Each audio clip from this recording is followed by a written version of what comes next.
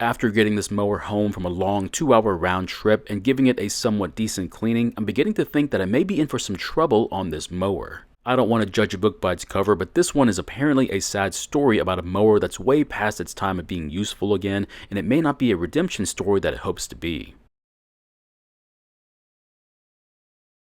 In today's video, we're going to be looking at this John Deere branded lawnmower, and the problem is that it's been unused for quite a long time, and I don't know if it's worth saving. Now, I don't normally look at a machine and say, hey, that thing is gone, and just put it out of its misery, but I might be jumping to conclusions on this one here, so I need to at least look at it and decide if it's time to say goodbye.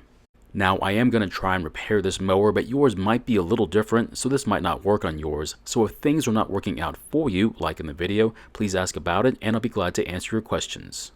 Now, just to clarify, the clips you're seeing are from when I first got this mower home and out in the sunlight, and right off the bat, things are not looking very good.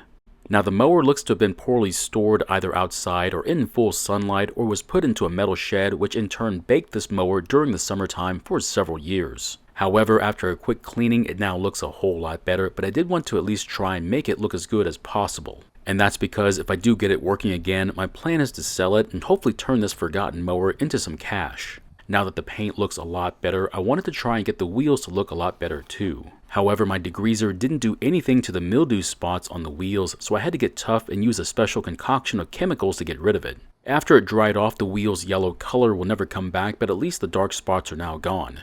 As you can see by the split screen, there's a huge difference in its appearance. It's not going to look new, but I'll take this over what it looked like before. Now, I ended up doing this chemical treatment to all the wheels, and after it dried up, all those dark spots eventually disappeared. However, some of the wheels turned out better than others.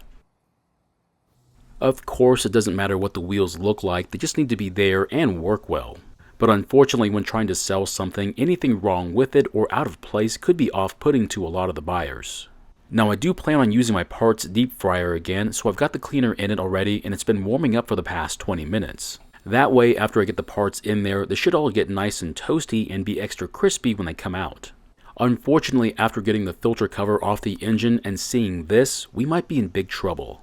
As you can see, there's no proper air filter in this machine. Instead, what you're seeing is the remnants of the pre-filter. And it wasn't meant to be used by itself, but instead, it's supposed to be used in conjunction with the regular pleated air filter. And as you can see, the results of this choice to not use a pleated air filter was not a good one at all. As you can see, a lot of dirt and debris was able to make it past the pre-filter once it fell apart because it wasn't being supported like it should have been. All that dirt and debris then made its way into the engine, and depending upon how long it was ran like this, it could have destroyed the engine from the inside. We'll find out here in just a bit, but this project went from promising to salvaging in a blink of an eye. So as you can see, there's a fair amount of dirt in the throat of the carb, which means it's a good thing we've got the deep fryer warming up. Now, from what I can tell, this is the original Briggs carb for this engine, so to some people, this carb is worth saving even if the rest of the machine turns out to be scrap. So how do I plan on checking to see if this engine is scrap then? Well, that's pretty simple. I'm going to use my compression tester. The tester will measure how much pressure the engine can make on the compression stroke, and the higher the reading, the better. And with the situation we're in with this engine, hopefully we'll still get a decent reading, at least enough that the engine can still start and run. But what's going to happen if we get a lower than acceptable reading? Well, if that happens, there's not much we can do, so let's hope for the best. Now, the carb is still pretty dirty even after the cleaning we gave it, and that's because we can't get to the carb while it's still on the engine. So before I put it into the deep fryer, I'm going to clean off what I can and then take it apart and see what the damage is. And I hate to say it, but it's pretty bad. What you're seeing is a lot of varnish from the old gasoline. And from my experience, only a few types of chemicals are capable of taking off varnish, but I'm going to see if Pine Sol will work, but I am very doubtful. Now, I am hopeful that the ultrasonic part will work to remove the varnish and not rely entirely on the harsh chemicals to do it.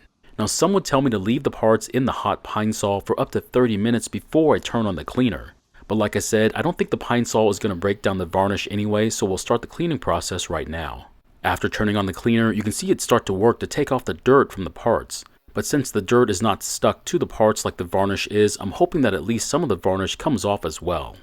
When I was taking off the carb, I also noticed that the bracket that it bolts up to was a bit loose. It's held to the engine by two bolts, one at the front of the engine that holds the blower housing, but there's also this bolt on the side. And as you can see, the bolt is of course loose, which might not seem like a big deal, but it could affect how the carb seals to the intake pipe.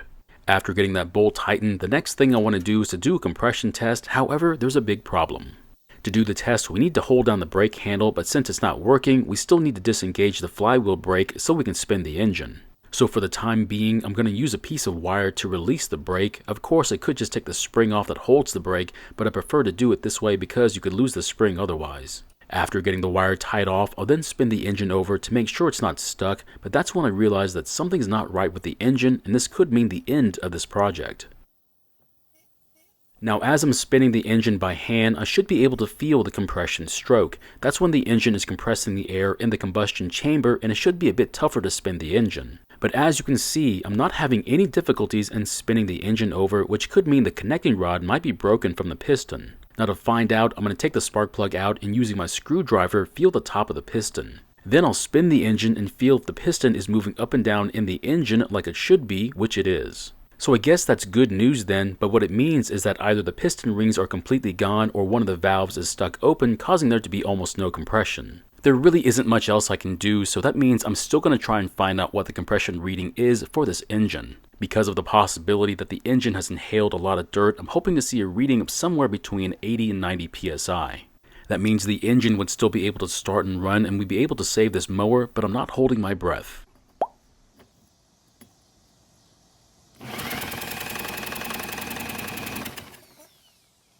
Well, that has to be the most depressing reading I've ever seen in a really long time. As you can see, the gauge says the pressure reading is a whopping 30 psi, which unfortunately means there's simply not enough compression from the engine to get it to start and run.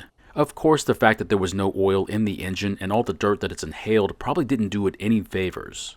So that means unless I want to take this engine apart and find out what kind of damage it has, this engine cannot be saved at the moment. So what now? What am I going to do with the mower and a bad engine then? Simple. Start assessing the value of the parts on the machine that still work. I do want to disprove something though, which is that the ignition coil still works even when it's this rusty, and there's rust on the magnet too.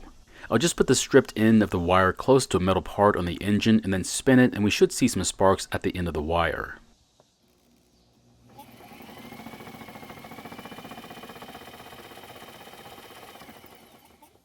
As you can see, even with the coil that's covered in rust, it still works. Now it could work better, but that's plenty of spark to start an engine, just not this one.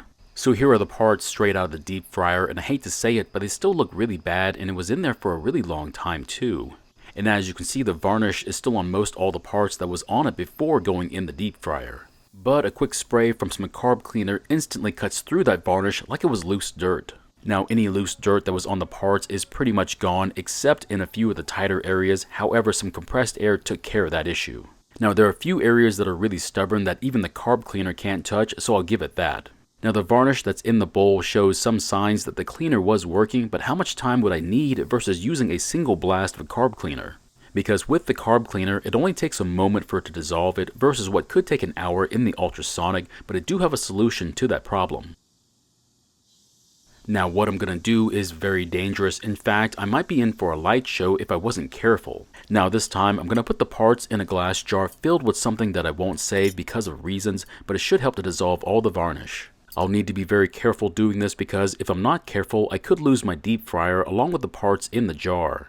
Now using a glass jar on top of not using the basket allows the transducers to transmit more of the energy to the parts, as you can see through the jar.